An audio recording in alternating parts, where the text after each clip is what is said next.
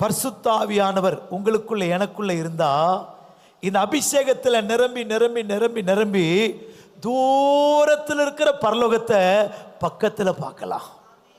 தூரத்தில் இருக்கிற இயேசுவை பக்கத்தில் பார்க்கலாம். எத்தனை பேர் விசுவாசிக்கிறீங்க? தூரத்தில் இருக்கிற மகிமையை பக்கத்தில் பார்க்கலாம்.